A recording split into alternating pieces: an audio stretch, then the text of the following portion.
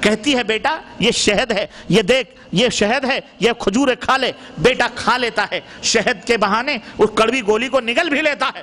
اللہ کے حبیب صلی اللہ علیہ وسلم سحر کا جو وقت ہوتا ہے، آپ جانتے ہیں کتنی غفلتوں کا وقت ہوتا ہے، اکثر نیند اس وقت آتی ہے، غفلت کا وقت ہوتا ہے۔ اللہ کے نبی اس وقت اپنی امت کو جگانا چاہ رہے ہیں، فرما رہے ہیں کہ لوگوں سنو، سحری کر لیا کرو، اس میں برکت ہے۔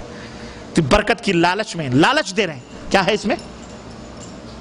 یہ ایک لالچ ہے کہ نہیں لالچ؟ برکت کی لالچ میں تم سحری کھاؤ گے، 1 مہینہ تم سحری کھا لو گے، اللہ اکبر، 11 مہینے اسی ٹائم تمہاری نیندیں کھلا کریں گی، اور جب تمہاری نیندیں کھلا کریں گی، برکت ملے نہ ملے، دل کہے گا وضو بنا کے نماز پڑھو گے، اپنے رب کو یاد کرو گے، اور اس وقت کا رب کا یاد کرنا، اللہ اکبر۔ اللہ تعالیٰ نے قرآن کریم میں فتحجد بہی نافلۃ لک ان قرآن الفجر کان مشہودا۔ ہاں، سحر کے وقت قرآن پڑھو، اس لیے کہ فرشتے اس وقت حاضر ہوتے ہیں، سحر کے وقت فرشتے حاضر ہوتے ہیں، فرشتوں کے حاضری کا وقت ہوتا ہے، تو اس وقت جب تم اللہ کی عبادت کرو گے تو اصل مقصود کیا ہے؟ سحر کے وقت عبادت کرانا۔ اب دیکھیں، آپ کو برکت کی لالچ سے اللہ کے نبی نے کیا کیا؟ سحری کھا لیا کرو، اٹھ کے سحری کھا لیتے ہو، چاہے پانی پی لو، کھجور کھا لو، سحری ہو۔ اور پھر دوسری لالچ کیا ہے؟ کیونکہ دوسرا کام بھی کروانا ہے۔ اگر تم نے 2-2:30 بجے سحری کھا لی کہ چلو بھائی سحری کھا لیتے ہیں، برکت ہے، 2-2:30 بجے ٹھرا کے سو گئے، پھر فجر بھی گول۔ اللہ کے نبی نے کیا فرمایا؟ اللہ کے نبی فرمایا خیر اور بھلائی اسی میں ہے کہ تم سحری میں تاخیر کرو، سحری میں تاخیر کرو، تاخیر کرو۔ کیوں؟ جب تم تاخیر کرو گے، عین وقت پر سحری کھاؤ گے، سحری کھا کے فارغ ہوئے، اذان ہوئی، اب دل میں یہ نہیں کہے گا کہ چلو بسترے پہ سو جاؤ، نہ شیطان آ کے کہے گا چلو بسترے پہ سو جاؤ۔ جب آخری وقت میں سحری کھاؤ گے، دل کہے گا اب چلو فجر کی اذان ہو چکی ہے، نماز بھی ادا کرو۔ اس بہانے تم نماز ادا کر لو گے، اور جب نماز ادا کر لو گے فجر کی، پاک و صاف ہو کر کے، اللہ کے حبیب فرماتے ہیں کہ میری امت کا وہ آدمی جو فجر کی نماز پڑھ لے، وہ دوسرے دن تک امن و امان میں، اللہ کے حفظ و امان میں ہوتا ہے۔ یہ شفیق اور مہربان نبی کی پیاری پیاری تعلیمات، اپنی امت کے اوپر کتنے مہربان اور کس قدر تحفظ دیا ہے اللہ کے نبی صلی اللہ علیہ وسلم۔ یہ لالچیں ہیں جن لالچوں کے بدلے ہمیں یہ تمام سب نعمتیں ملتی ہیں۔ تو یہ 1 مہینے کی ٹریننگ تمہیں 11 مہینہ نہیں بلکہ پوری زندگی کے لیے درس دیتی ہیں کہ اے بندے مسلمان، اٹھ اور اٹھ کر کے اللہ کی بندگی کر سحر کے وقت۔ تو 1 مہینے میں یہ تمہارے تربیت نفوس، تمہارے دلوں کو ٹریننگ دے رہا ہے رمضان، تاکہ تم سحر کے وقت اٹھنے کے عادی بن جاؤ۔ جب اس وقت اٹھنے کے عادی بن جاؤ گے تو ہمیشہ اٹھتے رہو گے اور اللہ کی عبادت و بندگی کرتے رہو گے، اور متقیوں میں تمہارا شمار ہو جائے گا۔ سمجھ آئی کہ نہیں آئی؟ بولو، یہ فائدہ ہے کہ نہیں فائدہ ہے؟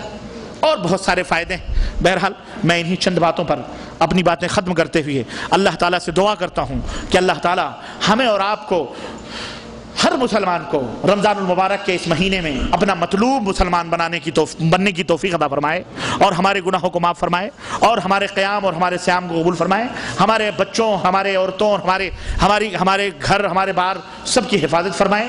اللہ تعالی ہم سب کو نیک عمل کرنے کی توفیق عطا فرما۔ بار الہ ہم میں جو پریشان، ان کی پریشانیوں کو دور فرما۔ الہ ہماری اس مجلس کو قبول فرما، اور اس میں جتنے بھی حاضرین ہیں اور مرد اور عورت ہیں، بہن بھائی ہیں، سب کی نیک ارمان اور تمناؤں کو پوری فرما، اور سب سے بڑی تمنا ہم سب کو جنت الفردوس میں جگہ عطا فرما۔ آمین یا رب العالمین۔ وصلی اللہ علی نبینا محمد وعلی آلہ وصحبہ اجمعین۔ والسلام علیکم ورحمۃ اللہ وبرکاتہ۔ جی سوالات ہیں کچھ تو جلدی جلدی اس کے بھی جوابات لیجیے شیخ۔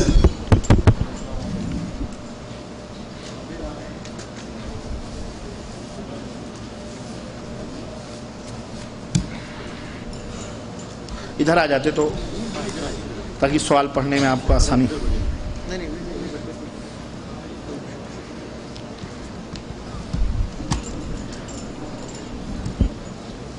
سوالات کی ایک لمبی فہرست ہمارے سامنے ہے، اور تمام سوالات کے جوابات دینے کے لیے آپ بیٹھو پہلے، فجر کا وقت ہو جائے گا، اس لیے سیٹ صاحب کو اہم سوالات پیش کیے جاتے ہیں تاکہ جلدی سے اس کے جوابات دے کے ہم اپنا پروگرام کے اختتام کا اعلان کرتے ہیں۔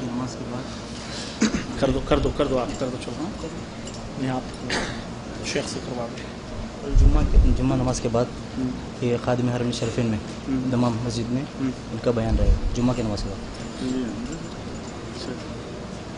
کیا کریں کیا پروگرام کی بات ملے؟ آپ جا رہے ہیں؟ جی کل جمعہ کی نماز کے بعد. ہاں کہاں پہ؟ خادم وہاں دمام. شیخ صاحب جی کیا ہوگا؟ یہ کریں میرے لیے، ہم اللہ کے لیے کر لیں. پہلے ہی آپ عبداللہ کو منع کر دیا، وہ ناراض دیکھتے ہیں. کون؟ وہ چھوڑیں. وہاں بھی پبلک زیادہ رہے گی. میں کیونکہ جالیات سے بھی اجازت لے لے. جلدی کریں شیخ، جلدی. چلیں شیخ صاحب شروع کرتے ہیں. بھائی نے سوال کیا ہے کہ جبریل قرآن کا دور نماز میں کرتے یا فقط تلاوت کرتے تھے بیٹھ کر؟ واللہ اس کی تفصیل تو نہیں معلوم ہے، تب رہا کہ عموماً یہی ہے کہ آتے تھے اور دور بیٹھ کر کے کرایا کرتے تھے، نماز میں نہیں.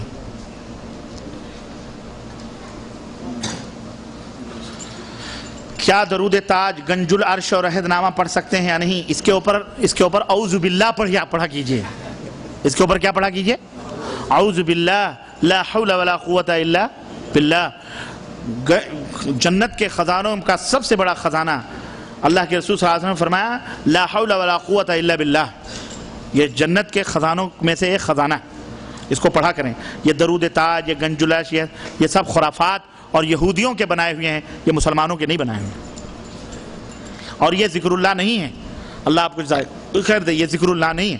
اللہ کا ذکر وہی ہے جو اللہ نے اپنے لیے بتایا ہے اور رسول اللہ صلی اللہ علیہ وسلم نے کر کے دکھلایا. وہی اللہ کا ذکر ہے. باقی کسی کا بنایا ذکر، اللہ کا ذکر، اللہ نے خود دین دیا ہے تو دین کو کیسے فالو کیا جائے، دین پر کیسے عمل کیا جائے، اس کا ڈھنگ بھی نبی کریم صلی اللہ علیہ وسلم کے ذریعے بتا دیا ہے. وہ کسی کا محتاج نہیں ہے. ٹھیک ہے، ٹھیک ہے، جزاک اللہ خیر. اسی مسجد کے جامع علی بن طالب کا درس بعد نماز تراویح بروز پیر 18 رمضان 1425 1 نومبر 2004 کو انشاءاللہ شیخ محمد منیر قمر صاحب کا ہوگا. تمام حضرات و خواتین سے، بڑے چالاک لوگ ہیں یہاں حضرات و خواتین، عموماً خواتین و حضرات ہوتا ہے نہیں، لیڈیز اینڈ جنٹل مین بولا جاتا ہے. لیڈیز پہلے ہوتی ہیں پھر جنٹل مین بعد میں ہوتے ہیں، لیکن یہ لکھنے والے بڑے متعصب لوگ لگتے ہیں. حضرات پہلے اپنا ذکر کیا پھر خواتین کا. چلو کوئی بات نہیں. حضرات و خواتین سے گزارش ہے کہ زیادہ سے زیادہ شرکت کریں. اللہ جزائے خیر. تو یہ ہفتہ واری درس کا اعلان تھا جی. یہ ڈیٹ ہے 18 رمضان 1425 ہجری، 1 نومبر، 1 نومبر بعد نماز تراویح.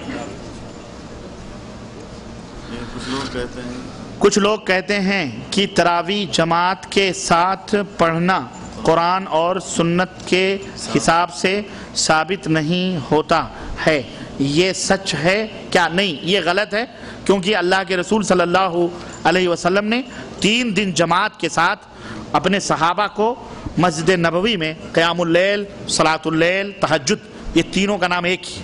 قیام اللیل، صلاۃ اللیل، تہجد، یہ تینوں ایک ہی ہیں. تو آپ صلی اللہ علیہ وسلم نے پہلے دن عشاء کے بعد پڑھایا، دوسرے دن رات ڈھلنے کے بعد پڑھایا، تیسرے دن سحر سے کچھ دیر پہلے پڑھایا.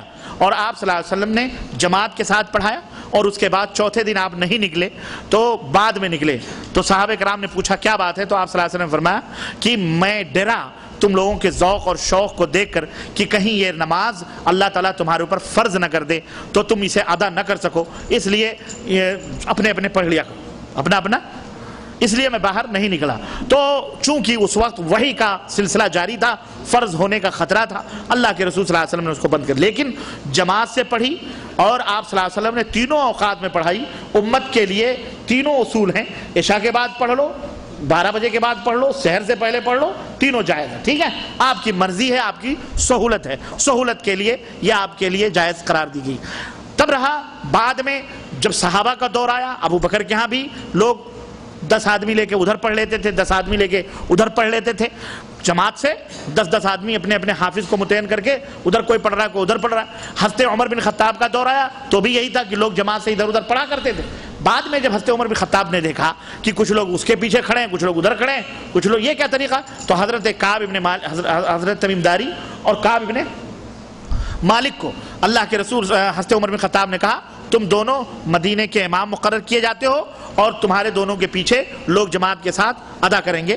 ٹھیک ہے؟ تو اس وقت حضرت عمر بن خطاب نے سب کو یہی آرڈر دیا کہ یہ پڑھائیں گے اور سب لوگ پڑھنا. تو اس وقت سے وہاں پہ مسجد نبی میں اس طرح جماعت کے ساتھ نبی صلی اللہ علیہ وسلم کی وہ سنت جو اس دور میں فرض کے خطرے سے بند ہو گئی تھی، اب چونکہ فرض ہونے کا کوئی سوال پیدا نہیں ہوتا کیونکہ وحی کا سلسلہ بند ہو گیا، نبی انتقال فرما گئے، تو اب کوئی نئی شریعت تو آنے والی نہیں، اس لیے حضرت عمر بن خطاب نے اسی سنت مطہرہ کو پھر جاری فرما دیا. ورنہ نہ عمر بن خطاب نے کوئی بدعت کی استغفر اللہ، اور نہ ہی کوئی نیا کام حضرت عمر بن خطاب نے کیا ہے. بات سمجھ میں آ گئی؟ واضح؟ جزاک اللہ خیر. کچھ اللہ کی راہ سے بھٹکے ہوئے بندے کہتے ہیں کہ کعبۃ اللہ 20 رکعت تراویح پڑھی جاتی ہے. اس موضوع پر تفصیل کر کے مہربانی گفتگو کر کے گمراہی دور کریں. اصل میں کعبۃ اللہ کی مجبوریاں ہیں کچھ. کعبۃ اللہ کے اندر جو 20 رکعت ہوتی ہے وہ ایک زمانے دراز سے چلی آ رہی ہے. کعبۃ اللہ میں بہت ساری چیزیں، مثلا گنبد خضرا جس کو ہم کہتے ہیں، وہ بھی شریعت سے ثابت نہیں ہے، اس کو بھی توڑنے اڑنے کا ایک زمانے میں، مطلب شریعت میں یہ ہے کہ قبوں کو توڑ دو، اللہ کے نبی نے فرمایا خود بھی. لیکن اب چونکہ ایک چیز ہے جو چلی آ رہی ہے تو الفتنۃ اشد من القتل، اس طرح کے فتنوں سے، قتل سے کہیں زیادہ بڑا کام فتنے کا ہوتا ہے. 20 رکعت کا جو جہاں تک مسئلہ ہے، یہ تو اولاً یہ ہے کہ آپ انہی لوگوں سے پوچھ لیں جو حرم میں پڑھاتے ہیں، چاہے مشائخ ہوں جو بھی ہوں. لیکن سنت صحیحہ جو ہے، جو صحیح سنت سے ثابت ہے، وہ یہی ہے. باقی آپ کو پڑھنا ہے، یعنی 8 رکعت پڑھنا ہے. باقی اس کے بعد جو پڑھنا ہے آپ 50 پڑھو، 100 پڑھو، کسی نے منع نہیں کیا ہے. نہ ہم منع کرتے ہیں، نہ مشائخ منع کرتے ہیں، کوئی بھی منع نہیں کرتا. آپ جتنی چاہیں رات بھر قیام اللیل کریں. اللہ کے رسول صلی اللہ علیہ وسلم نے فرمایا کہ من قام رمضان ایمانا واحتسابا غفر له ما تقدم من ذنبه، کہ جو بھی رات میں قیام اللیل کرے اس کے اگلے پچھلے گناہ اللہ تعالیٰ معاف فرما دیتا ہے. تو آپ 50 پڑھو، 100 پڑھو، 25 پڑھو، 70 پڑھو، 1000 پڑھو، کوئی منع نہیں ہے. ٹھیک ہے؟ لیکن یہ کہنا کہ 20 رکعت یہ نبی کریم صلی اللہ علیہ وسلم کی سنت ہے، یہ سراسر غلط ہے، باطل ہے. کوئی بھی ضعیف سے ضعیف حدیث بھی، یعنی گھڑی اس سلسلے میں نہیں موجود ہے، یا ہوگی بھی تو ضعیف ہوگی. کوئی بھی صحیح روایت اس تعلق سے موجود نہیں. سمجھ آئی کہ نہیں آئی؟ اللہ کے رسول صلی اللہ علیہ وسلم سے مال وطر کہیں 11 ہے، کہیں 13 ہے. خود حضرت ام المؤمنین عائشہ فرماتی ہیں رمضان یا غیر رمضان میں آپ ایسے ہی کیا کرتے ہیں. کچھ آثار کچھ لوگ بیان کرتے ہیں. کچھ لوگ یہ کہتے ہیں کہ حضرت عمر بن خطاب کے زمانے میں لوگ 20 پڑھا کرتے تھے، جیسا کہ موطا امام مالک کے اندر یہ روایت موجود ہے. لیکن خود محدثین یہ کہتے ہیں کہ جس شخص نے یہ روایت کی ہے، یہ عمر بن خطاب کے زمانے میں تھا ہی نہیں، یہ پیدا بعد میں ہوا. یہ جس سے روایت کر رہا ہے وہ مر گیا، یہ بعد میں یہ پیدا ہوا، تو اس سے کیسے تو روایت کر رہا؟ بھائی میں کہوں یہ بات میں نے بشیر صاحب سے سنی ہے، اور بشیر صاحب جب مر گئے ہیں تب میں پیدا ہوا ہوں، تو بتاؤ میں نے ان سے سنی کیسے؟ تو جھوٹ ہوئی کہ نہیں ہوئی؟ تو ایسے ہی اس راوی نے ایسے ہی کیا ہے کہ وہ کہہ رہا ہے فلانے نے کہا ہے، تو فلانے کے زمانے میں وہ موجود ہی نہیں تھا. اور پھر عمر بن خطاب رضی اللہ عنہ کے زمانے میں پڑھی جاتی تھی. اب شاہ فہد خادم الحرمین شریفین کے زمانے میں یہاں کوئی شراب پیے تو کوئی جا کے ہندوستان میں کہے میں فہد کے زمانے میں شراب پیتا تھا، تو فہد کے زمانے میں پیتے تھے تو فہد کے باپ کا کیا ہے؟ فہد نے حکم دیا تھا، ملک فہد نے تو کہا بھئی یہ جرم ہے، حرام ہے، ہمارے ملک میں شراب نہیں چلتی ہے. نہیں اب تم جا کے ہندوستان میں کہو گی ہم ان کے زمانے میں پیتے تھے خبر میں، تو خبر میں پیتے تھے، تم پتہ نہیں کیا کیا کرتے تھے. کوئی بادشاہ آ کے دیکھتا ہے تم کیا کرتے ہو اپنے گھر میں؟ تو بالکل وہی بات ہے. وہ پڑھا کرتا تھا، کہیں پڑھتا رہا ہوگا، اللہ بہتر جانے کہاں پڑھتا تھا، اور پھر ملاقات ہی نہیں ہوئی. تو لیکن اسی موطا امام مالک کے اس روایت کے اوپر جو ابھی روایت میں نے بتائی کہ 2 قاریوں کو جو مقرر فرمایا، تمیم داری اور کعب کو، ان دونوں کو عمر بن خطاب نے یہ حکم دیا کہ تم 11 رکعت پڑھاؤ. کیا حکم دیا؟ لاؤ موطا امام مالک دیکھ لو. تو میٹھا میٹھا آپ کڑوا، یہ سب تقلید کی گلاٹیاں ہیں، کرشمہ سازیاں ہیں. اگر یہ تقلید کا جو زہر اور یہ جو بدبو ہے نا نکل جائے تو حدیث کی خوشبوئیں داخل ہوں گی اور اپنا مقام پائیں گی. جب یہ تقلید جیسا زہر موجود رہے گا تو حدیث اپنا مقام کہاں پائے گی بیچاری؟ ہے کہ نہیں؟ تو اس کو پہلے باہر کرو، تعصب کو اور نبی کی سنت کو آنے دو، اس خوشبو کو اندر آنے دو. انشاءاللہ آپریشن خود بخود صحیح ہو جائے گا. اب خود سڑا کے رکھے ہوئے ہو تو کہاں سے خوشبو کام کرے گی؟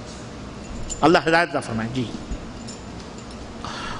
روزہ رکھنے کے بعد اگر صحت میں خرابی محسوس ہونے لگے، مثلا گشت یا چکر آئے یا بالکل کمزوری کی وجہ سے ہاتھ پیر ڈھیلے پڑنے کی صورت میں روزہ توڑنا جائز ہے یا نہیں؟ کیا یہ روزہ شوال، اگر ایسی کوئی مجبوری آ گئی کہ آدمی مرنے کے قابل ہو گیا یا اس طرح کی کمزوری جیسا کہ بتا رہے ہیں ہاتھ پیر ڈھیلے پڑنے لگے، تو یقیناً